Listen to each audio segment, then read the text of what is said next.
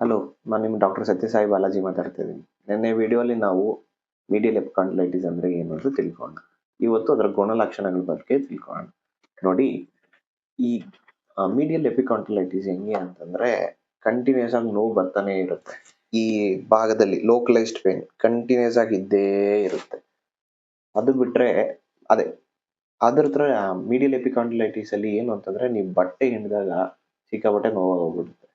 ಅದು ಬಿಟ್ರೆ forceful gripping, ನಿಮ್ಗೆ ನೋವು ಆಗ್ತಿದ್ರು ಹೆಂಗಂದ್ರೆ ಹೆಂಗೆ ಎದ್ವ ತದ್ವ ಹಿಡ್ಕೊಂಡು ಗಟ್ಟಿಯಾಗಿ ಫೋರ್ಸ್ ಆಗಿ ಮಾಡಿದ್ರೆ ನೋವು ಜಾಸ್ತಿ ಹೋಗ್ಬಿಡುತ್ತೆ. ಅದು ಬಿಟ್ರೆ ಇಂಪ್ರಾಪರ್ ಲಿಫ್ಟಿಂಗ್ ಟೆಕ್ನಿಕ್, ಇವ್ರಿಗೆ ಪಾಪ ಹಿಂಗ್ ಲಿಫ್ಟ್ ಮಾಡೋದಿಕ್ ಆಗೋದೇ ಇಲ್ಲ, ಅದೊಂದು ತೊಂದರೆ. ಅದು ಬಿಟ್ರೆ ಇವ್ರಿಗೆ ಮೇನ್ ಏನು ಅಂತಂದ್ರೆ ಬೆಳಿಗ್ಗೆ ಎದ್ದಿದ ತಕ್ಷಣ ಈ ಕಡೆ ಎಲ್ಲ ಸಿಕ್ಕಾಪಟ್ಟೆ ಸ್ಟಿಫ್ ಆಗಿರುತ್ತೆ. ಅವ್ರ ಪಾಪ ಕೈ ಹಿಂಗ್ ಮಡ್ಚೋದಿಕ್ಕೆ ಆಗೋದಿಲ್ಲ. ಅದು ಬಿಟ್ರೆ ಕೈಯಲ್ಲಿ ಶಕ್ತಿ ಕಡಿಮೆ ಆಗಿರುತ್ತೆ. ಇದೇ ತರ ನಿಮ್ಗೆ ಏನಾದ್ರು ಇದ್ರೆ ದಯವಿಟ್ಟು ನಾಳೆ ಫಿಸಿಯೋಥೆರಪಿ ಮ್ಯಾನೇಜ್ಮೆಂಟ್ಗೋಸ್ಕರ ವೇಟ್ ಮಾಡಿ.